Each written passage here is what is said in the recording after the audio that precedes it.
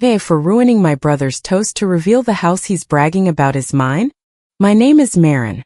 I'm 31, and I live in a one-bedroom apartment on the south side of Pittsburgh, the kind of place where the radiators hiss all winter, and the upstairs neighbor somehow owns the loudest pair of boots in Pennsylvania. I work as a records coordinator at a physical therapy clinic, which means I spend most of my day correcting other people's missing signatures and pretending the copier isn't personally attacking me. For most of my life, my family treated me like the emergency contact they could ignore until something went wrong, and the story really starts with my grandmother's house. My grandmother Patrice lived in a small brick place near Dormont with a sagging front porch, a damp basement, and a kitchen that always smelled faintly of lemon cleaner and toast. The carpet in the living room was older than I was. The back door stuck in humid weather. The electrical panel looked like it had survived 3 different eras of home repair advice. But to me, that house was the safest place in the world. Grandma Patrice was the only person in my family who didn't make me earn basic kindness. My mom Denise had a way of making every conversation feel like a debt notice. After everything I've done was practically her punctuation. My older brother Tyler was her proof that her parenting had worked, even when it clearly had not. He was 34, charming when people were watching, and always one emergency away from needing somebody else to fix his life. Growing up, Tyler got second chances. I got instructions. If he forgot a bill, Mom said he was overwhelmed. If I forgot to bring rolls to Thanksgiving, I heard about it until Easter. If Tyler needed money, the family pulled together. If I needed help, I was told I had always been independent anyway. Grandma saw it. She never gave speeches about it, but she noticed. When I was 23 and had just moved into my first apartment, she mailed me a small envelope with $80 and a note that said, "Buy a decent lamp. Nobody should eat dinner under a ceiling bulb." I still have the lamp. When she died, it was a cold, gray Saturday in February. Not dramatically cold, just Pittsburgh cold. Wet sidewalks, dirty snow at the curb, everyone's coats smelling like rain. After the funeral, we gathered at her house because that was what families did. Even families that didn't know how to be gentle with each other. Aunt Valerie brought a casserole in a glass dish with foil over the top. Someone had set out a sandwich tray from the grocery store, the kind with little plastic picks holding everything together. There was coffee in paper cups, and nobody seemed to know what to do with their hands. I stood in the kitchen near the sink, looking at the chipped yellow tile above the counter, trying not to cry again. My grandmother's refrigerator still had her magnets on it. One of them was holding up a grocery list: milk, eggs, oatmeal, stamps. Tyler was in the dining room talking to Mom in a low voice. I caught pieces of it. "Market's decent right now," he said. Mom answered, "We'll have to move quickly. Houses don't maintain themselves." I stepped into the doorway. "Are you talking about selling Grandma's house?" Mom looked at me like I had interrupted a business meeting. "We're talking about what needs to happen. She was buried 2 hours ago." Tyler sighed and rubbed his forehead. "Marin, don't start." I looked at him. His tie was already loosened. He had eaten 2 sandwiches and was standing under Grandma's old clock like he owned the place. "I'm not starting anything," I said. "I'm asking why we're discussing real estate next to the ham tray." Mom's mouth tightened. "Your grandmother would want us to stay practical." That was the first time I felt it. Not suspicion exactly, but a small pressure behind my ribs. Like some part of me had stood up before the rest of me understood why. A week later, Mom asked me to come by her place after work. I almost said no. It had been a long day at the clinic. One of our therapists had spilled coffee on a stack of intake forms, the fax machine had jammed twice, and a patient's insurance paperwork had come back with 3 missing initials. By 5:30, my eyes felt like sandpaper. But Mom's text had been short. "Need you to sign something for Grandma's estate. Quick. Stop by after work." I drove over in light snow, parked behind Tyler's truck, and found them both waiting at her kitchen table. That should have been my first real warning. My mother did not invite Tyler over for paperwork unless she wanted backup. Mom had a blue folder in front of her.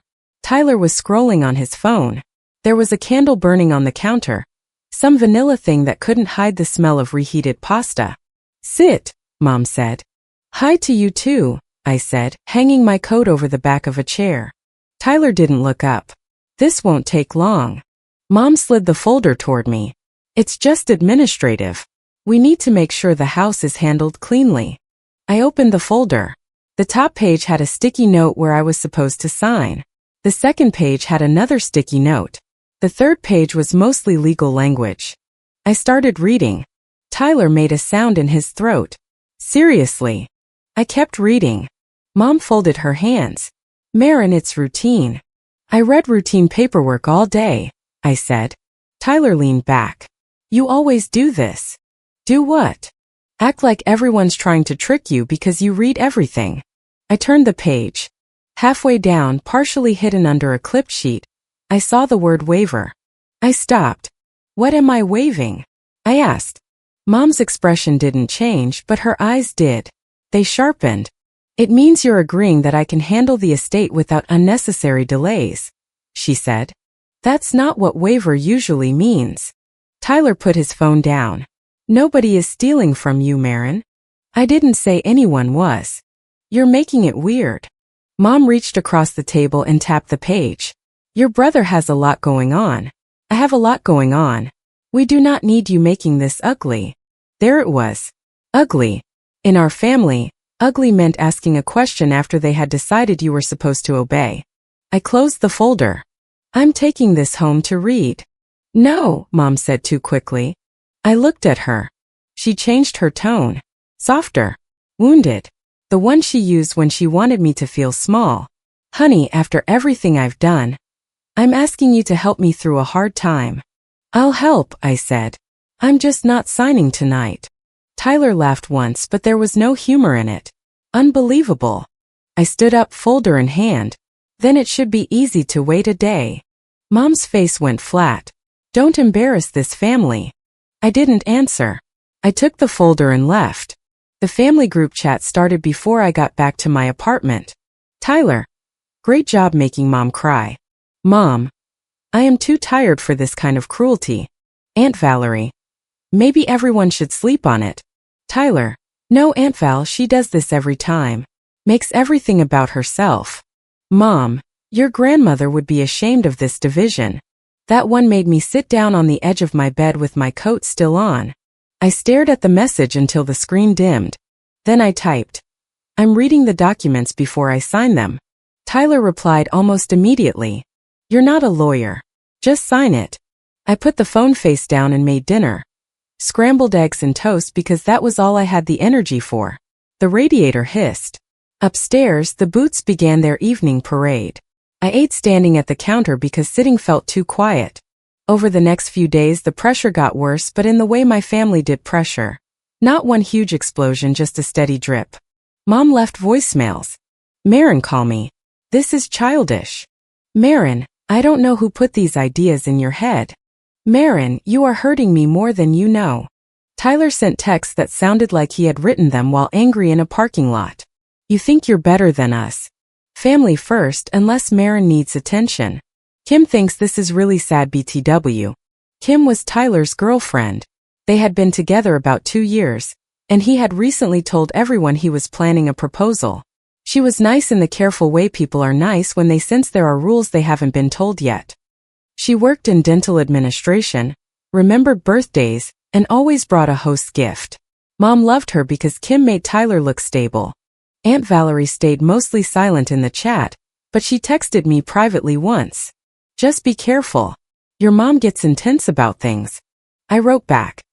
Do you know what this paperwork is really about? 3 dots appeared. Disappeared. Appeared again. Finally. I don't know enough to say. That was not nothing. The call from the bank came the following Tuesday. I was in the clinic break room, holding a cup of coffee that had gone cold, while I fixed a scheduling error. My phone buzzed with a local number I didn't recognize. Usually, I let unknown numbers go to voicemail, but something made me answer. Hello. May I speak with Marin? This is Marin. The woman on the line gave the name of a local bank and asked me to verify my identity. I only confirmed the minimum. Working with records teaches you not to hand out information just because someone sounds official. She said, I'm calling regarding a past due payment on the home improvement line associated with the property on Wenzel Avenue. I set my coffee down slowly. I'm sorry, I said. What account? She repeated herself. I don't have a home improvement line. There was a pause. Papers moved on her end, or maybe a keyboard. Ma'am, this account is under your name. The break room suddenly felt too bright. I looked at the vending machine, at the old microwave with a handwritten sign that said please cover soup, at my own reflection in the dark screen of the coffee maker. My name personally? I asked. Yes. For my grandmother's address? Yes, ma'am. I never opened that account. The woman's tone changed. Not rude. Careful. Then I recommend you contact our account resolution department. I can give you the direct number. I wrote it down on the back of a physical therapy referral form with a pen that barely worked. When I hung up, my hands were steady. That scared me more than shaking would have. I finished my shift because patients were still checking in and charts still needed signatures. But the whole time one thought kept circling. My name was on something I had not agreed to. That night I pulled my laptop onto my tiny kitchen table and checked my credit reports. I had frozen my credit years earlier after a data breach at an old employer, so I didn't understand how anything could have gone through. Then I found it. Not a full mortgage, not some huge dramatic thing, but a smaller home improvement line attached through documentation that listed me as an authorized responsible party. The date made my stomach turn. It was from months before Grandma died, when she had already been sick and Mom had been helping with things. I opened the blue folder again and read every page. It was not just permission for Mom to handle the estate. It was a waiver of any claim or interest I might have in Grandma's property. The wording was dense, but I understood enough. They were not asking me to help process paperwork. They were asking me to disappear from it. At midnight, I dragged a plastic storage bin out of my closet. It held the kind of things you keep because throwing them away feels wrong. Birthday cards, old leases, tax documents, Grandma's letters. She had written me real letters until the last year of her life. Not long ones. Usually just a few paragraphs. She liked sending newspaper clippings, recipes, and little observations about neighbors. I sat on the floor and opened them one by one. In an envelope from the previous summer, I found a note tucked behind a recipe for lemon loaf. Marin, if Denise ever rushes you through papers, slow down. You know how to read. Use that. Love, Grandma. I read it 3 times. Then I found another one dated 2 months later. I made arrangements for the house. I know people will have opinions. Don't let noise become instruction. My throat tightened so hard I had to stop. Grandma had known. The next morning I called an estate attorney. His name was Evan. His office was in a narrow building above a tax preparer and next to a place that repaired watches. The waiting room had 2 chairs, a plant that was trying its best, and a coffee machine that made a tired coughing sound before producing anything. Evan was 36, calm, and not at all shiny. I appreciated that immediately. He wore a navy sweater over a collared shirt and listened without interrupting while I explained the funeral, the folder, the bank call, the messages, and Grandma's letters. When I finished, I pushed the blue folder across his desk. He read quietly. I watched his face for clues, but he gave nothing away. Finally, he said, "Did you sign any of this?" "No." "Good." That one word almost made my eyes water.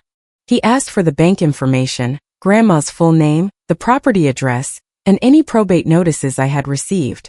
I told him I hadn't received any. He made a note. "Give me a few days to pull what I can," he said. "I don't want to guess." "I don't need promises," I said. "I just need to know what's real." He nodded. "That I can do." For days later, Evan called and asked me to come back in. It was raining hard that day.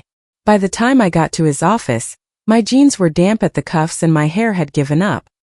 He handed me a paper cup of coffee from the machine like it was a peace offering. Then he opened a file.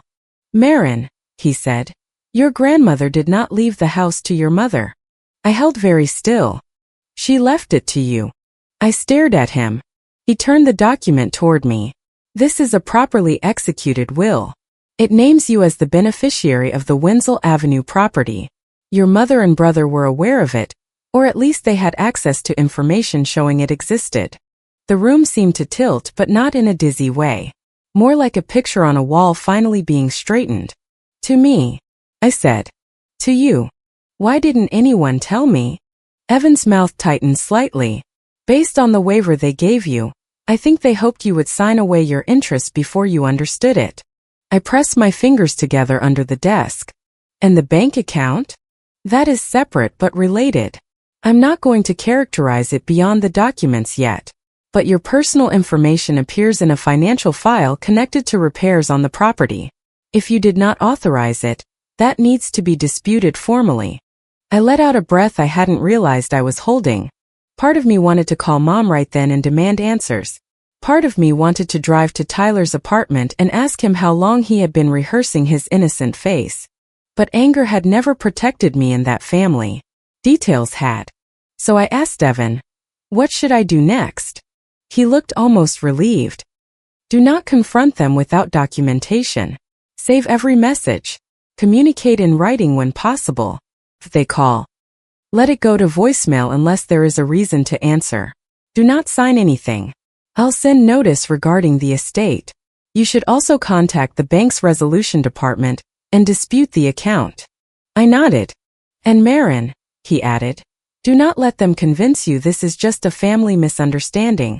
It has legal consequences. When I left his office, the rain had slowed. I sat in my car for 10 minutes with both hands on the steering wheel. Then I texted Mom. Please send me exactly what you need me to sign and why. She responded 12 minutes later. I already did. Stop dragging your feet. I wrote back. I want the explanation in writing. No response. Tyler called 6 times that night. I didn't answer. He left one voicemail. You're being ridiculous. Mom is losing sleep.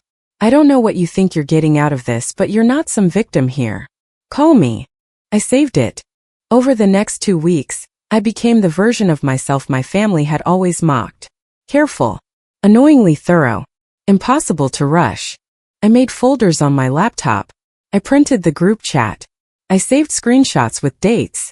I requested everything from the bank in writing. I sent a formal dispute letter. Evan filed the necessary notice and started the process of establishing my claim under the will. Mom changed tactics. One morning she texted, I don't want lawyers involved. This is private. I replied, then why did you give me legal documents? She didn't answer for 4 hours. Then you have always been cold when it matters. That used to work on me. I would have felt guilty enough to call, and by the end of the call I would somehow be apologizing for having boundaries. This time I locked my phone, walked to the copier, and cleared a paper jam with the patience of a surgeon. The engagement party invitation came from Kim, not Tyler. It was a pretty digital invite with a dark green background and gold lettering. Dinner at a family-owned Italian restaurant in Bloomfield. Private room. Saturday at 7. A minute after it arrived, Kim texted me separately. Hi Marin, I hope you can come. Tyler said things have been stressful with the house, but he also said you were being really generous. It means a lot to him. I sat at my desk reading that message while a patient in the waiting room argued gently with his wife about whether he had brought his insurance card. Generous. That was the word they had chosen. I typed. What did Tyler say I did? Kim replied. Just that you agreed to help your mom keep everything simple so the house could stay in the family. He said you were signing the paperwork this week. I stared at that for a long time. Then I wrote, I'll be there Saturday. I did not correct her. Not yet. That might sound cold, but I had learned something important by then. My mother and Tyler were comfortable twisting private conversations because they controlled the room. The only way to stop that was to let them speak in front of people they wanted to impress. On Saturday, I wore a black dress, low heels, and the gray coat Grandma had once said made me look like I knew where the good scissors were. In my tote bag I carried a folder. Not the blue one. Mine was plain black with copies organized by tabs. Will, waiver, bank, messages, letters. The restaurant smelled like garlic, bread, and tomato sauce. The private room had framed black and white photos of old Pittsburgh on the walls, and a long table set with white plates and folded napkins. People were already laughing when I walked in. Mom saw me first. Her smile froze for half a second, then returned. Marin, she said, standing to hug me. Her arms were stiff around my shoulders. Near my ear she whispered, be kind tonight. I stepped back. That's the plan. Tyler was at the center of the room, of course. He wore a new blazer and the expression of a man playing a better version of himself. Kim stood beside him in a cream sweater dress, glowing and nervous. Her parents were there along with a few cousins, Aunt Valerie and some friends I didn't know. Aunt Valerie caught my eye from across the room. She looked tired. Dinner started normally enough. Salad, bread baskets, small talk about weather, work, parking, wedding venues. Mom told Kim's mother a story about Tyler as a child that made him sound determined instead of demanding. Tyler squeezed Kim's hand whenever someone mentioned the wedding. I mostly listened. Mom sat to my left. At one point, she placed her hand over mine and said quietly, "Tonight is not the time." I looked down at her hand, then up at her. "For what?" She removed it. After the main course, Tyler stood with his wine glass. "Here is the thing about my brother. He could sound sincere if you didn't know where the seams were. I just want to thank everyone for being here," he said. "Kim and I are really excited for this next chapter. Family means everything to us." Mom dabbed at her eye with a napkin. Tyler continued, "And I especially want to thank my sister, Marin." The room turned toward me. My pulse slowed. Tyler smiled. "We've had some difficult family stuff lately after Grandma passed. But Marin finally came through and did the right thing to help us keep the house settled. It means a lot when family puts family first." He raised his glass slightly. "To Marin," he said, "for finally helping the family." Kim smiled at me, but it was uncertain. Denise looked straight ahead, her jaw tight, warning me without moving. I waited until the glasses touched the table. Then I stood. Not fast. Not dramatic.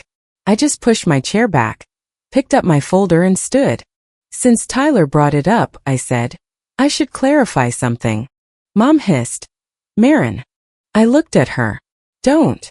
The room went quiet in the awful way rooms do when everyone realizes the polite version of an event has ended. Tyler gave a short laugh. "Can we not?" "We can," I said. "But you opened the door." Kim looked between us. "What's going on?" I opened the folder. Tyler said I signed paperwork. I didn't. The papers Mom gave me were not simple administrative forms. They were a waiver giving up my interest in Grandma Patrice's house. Mom stood halfway. "This is inappropriate." "No," I said. Giving me those papers without explaining them was inappropriate. Tyler's face changed. Just slightly. The charming expression slipped at the edges. I took out the first copy and handed it to Kim. "That's the unsigned waiver." Kim took it slowly. I handed another copy to Aunt Valerie. Her hands trembled a little. "Grandma left the house to me," I said. Nobody spoke. I heard a fork clink against a plate somewhere down the table. Tyler said, "That's not." "It is." I pulled out the will copy. "This has been verified by an estate attorney.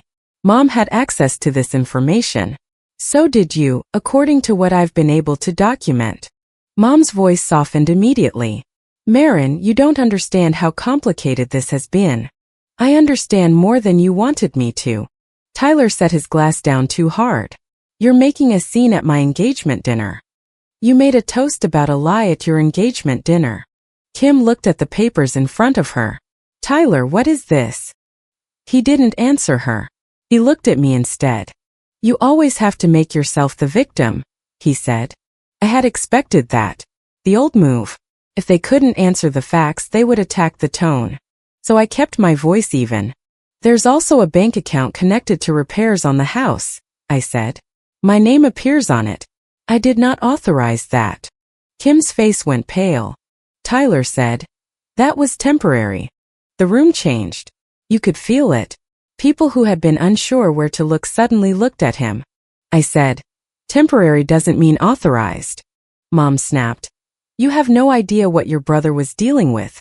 I know he used my information without my permission." Tyler pointed at me, but his hand dropped when Kim stepped back from him. He turned to her. "Kim, it's not what she's making it sound like." She held up the waiver. "Did you tell me she had already signed?" He opened his mouth. "Did you?" she asked again. Mom cut in. "Kim, honey, this is family business." Kim looked at her. "I'm about to marry into this family. I think it matters." Aunt Valerie had been staring at the will copy. Now she put it down and looked at my mother with an expression I had never seen from her before. Not anger. Exhaustion. "Denise," she said quietly, "Patrice told me you'd try something." Mom turned on her. "Valerie." Aunt Valerie shook her head. She said she wanted Marin protected. I thought she was being harsh. I guess she wasn't. That landed harder than anything I had said. Mom's eyes filled instantly. "I cannot believe you're all doing this to me." For years, tears had been the emergency brake in our family. The moment Mom cried, everyone stopped and rearranged reality around her. This time nobody moved. I looked at her and felt sad but not guilty. There's a difference. It took me 31 years to feel it clearly. "I'm not doing anything to you," I said. "I'm refusing to clean it up quietly." Tyler grabbed his coat from the back of his chair. "I'm done." Kim stepped away when he reached for her hand. "I need a minute," she said. "Kim," he said, suddenly soft. She shook her head. "No, not here." She left the room with her mother following close behind. The dinner ended in pieces after that. People murmured, avoided eye contact, asked for checks even though the meal had already been arranged. Tyler went outside and did not come back in. Mom sat with her napkin twisted in her lap, crying silently, though every few minutes she looked at me like she was waiting for me to apologize. I didn't. Aunt Valerie walked me to my car. The air outside was cold enough to sting my nose. Cars passed on the wet street, their tires hissing. "I should have said something sooner," she said. "Yes," I said. She flinched a little but nodded. "You're right." I softened. "What did Grandma tell you?" Valerie looked toward the restaurant window. "That your mother loved control more than fairness. That Tyler had learned to ask for forgiveness rather than permission. She said you'd be pressured." I looked down at the folder under my arm. "She left me notes," I said. "Of course she did." Valerie smiled sadly. "Patrice never trusted a conversation if paper would do." That almost made me laugh. The weeks after the engagement dinner were not satisfying in a movie way. Nobody was marched out of a room. There was no single phone call that fixed everything. It was paperwork, calls, certified letters, uncomfortable meetings, and the slow grind of consequences.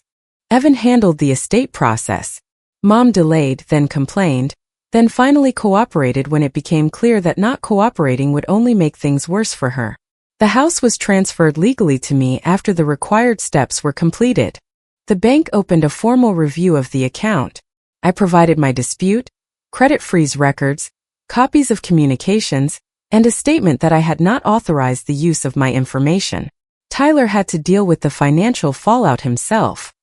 I did not ask for details beyond what affected me, because I had learned that knowing everything about someone else's mess does not make it yours. Kim postponed the wedding within a week of the dinner. A month later, Aunt Valerie told me the engagement was off. Kim sent me one text. "I'm sorry I believed the version I was given. I hope you're okay." I wrote back, "Thank you. I hope you are too." Mom sent longer messages. Some were angry. "You humiliated your brother." Some were sad. "I don't know how we got here." Some tried to sound practical. "We should discuss what to do with the house as a family." I answered only when necessary, and only in writing.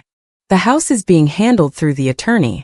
Please send any estate-related questions to Evan." "No, I am not meeting to discuss signing anything." At first, every message made my stomach tighten. Then, slowly, they became what they should have been all along, words on a screen, not commands. The first time I went to Grandma's house after the transfer, I stood on the porch for a full minute before unlocking the door. I had changed the locks that morning. The locksmith was a man named Ron who told me the back lock was older than good sense, and gave me a discount because his daughter also worked in healthcare. Inside, the house was cold and stale. Dust floated in the strip of light coming through the living room curtains. The old carpet still had the dent where Grandma's recliner used to sit. The kitchen table was bare except for a faded vinyl tablecloth folded into a square. I walked room to room with a notepad. Porch repair. Basement moisture. Electrical inspection. Replace back lock. Check roof. I was practical because the house needed practical. But I was also gentle with it. I didn't tear through drawers or throw things into trash bags. I opened cabinets like they might still be keeping secrets. Under the kitchen sink, behind a stack of old cleaning cloths and a cracked plastic bucket, I found a metal recipe box. It was cream-colored with tiny painted strawberries on the lid. Inside were index cards in Grandma's handwriting. Lemon loaf, chicken and dumplings, oatmeal cookies. A note tucked between them said, "Marin likes extra cinnamon." I sat on the kitchen floor and cried then. Not pretty crying. Not tragic. Just the kind that comes when your body finally believes it is safe to put something down. I did not sell the house right away. Everyone assumed I would. Tyler had already told people I couldn't afford it. Mom hinted that keeping it was selfish when others could use the money. But I had spent years making decisions around what would upset them least, and I was tired of treating their reactions like whether I had to plan my life around. I kept my apartment for a while and worked on the house slowly. I had the porch repaired in April. I got the electrical panel inspected and updated. I pulled up the old carpet with help from a coworker named Shay, who accepted pizza and 2 bottles of ginger ale as payment. Underneath, the hardwood was scratched but solid. One Saturday, I painted the kitchen a warm white and left the window open. A neighbor I vaguely remembered from childhood walked by and said, "Patrice would like that color." I said, "I hope so." By summer, I started spending weekends there. I brought over the decent lamp Grandma had helped me buy years ago and put it in the living room. I replaced the broken blinds.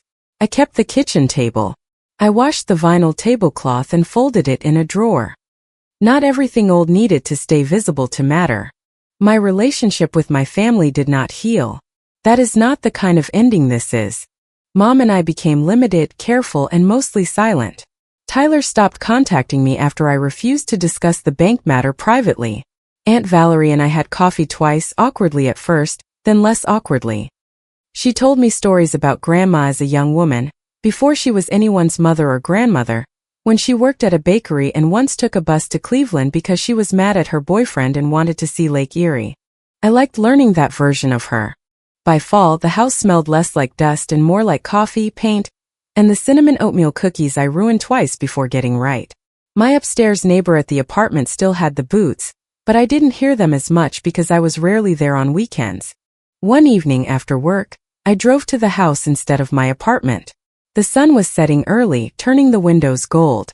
I unlocked the new front door, stepped inside, and stood in the quiet. For most of my life, quiet had felt like punishment. It meant someone was mad, someone was waiting, someone was about to make me guess what I had done wrong. That evening, the quiet was just quiet. My phone buzzed once. A message from Mom. "We need to talk eventually." I looked at it, then set the phone face down on the kitchen table. Maybe eventually. Maybe not.